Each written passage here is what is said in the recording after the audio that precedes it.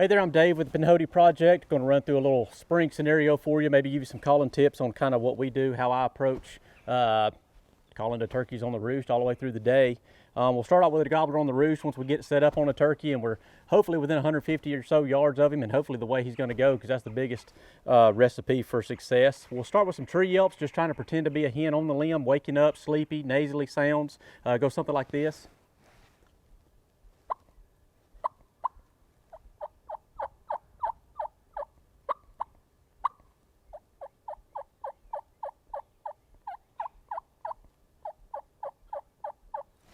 May bring up the volume. You're also going to read the room as well. If other hens start joining in and you have to bring up the volume to kind of match them, you're going to read the room. But if it's just you and him, I always try to give him just enough to be enough without overdoing it. I just want to give him enough to pique his interest, get him turned on the limb toward me.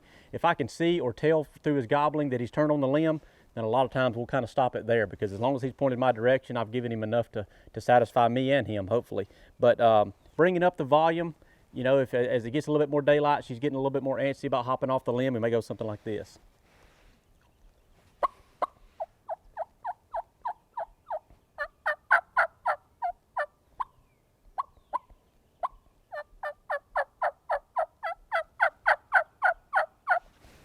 You can always, if you have the ability to mock more than one hen as well, because in his eyes, I'm always assuming 2 is better than 1 and 3 is better than 2, and so on and so forth. But as the day goes on and she comes off the limb, you can do a fly down cackle if you're comfortable with it. Always remember, if you're not comfortable with doing a fly down cackle, it is a really aggressive kind of call that you kind of got to go all at once, and the potential there to mess up is pretty high. You can use your hat, you can use a wing if you carry a wing to simulate a hen flying down, because if you've been around turkeys, not all hens do a fly down cackle. Usually that's going to be in a scenario where she's doing a lot of calling, a lot of early season stuff. If there's a big flock and a lot of hens are yelping back and forth, she'll do a fly down cackle and you can kind of mix it in then. But if she flies down, it may go something like this.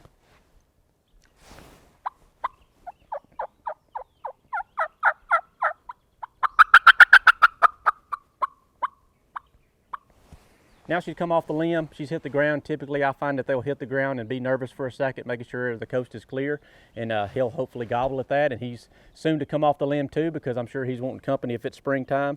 And then you can start coaxing him on in with some plain yelping. And here again, you're going to read the room. If he's gobbling at plain yelping and muted stuff, then I would just keep it at that level. If he takes a little bit more excitement, then you can always climb the ladder, and we'll do both of those here.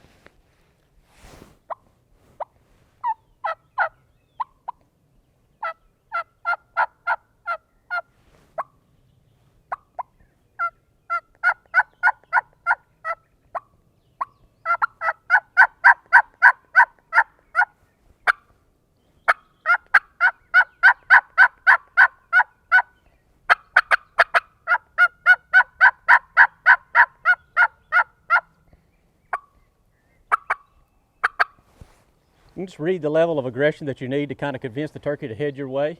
And then as the turkey gets closer, you want to mimic hens feeding, something contented, less aggressive.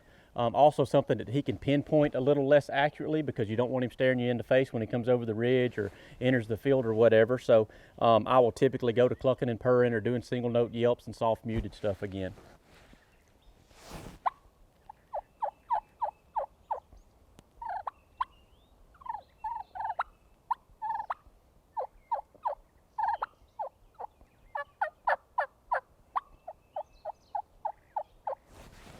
If he ever loses interest, you can always climb the ladder again. I just always play it safe and stay on the low end as far as volume, as far as aggression. And like I said, if you feel like he's drifting off or his interest is fading, you can always climb the ladder to where you just were.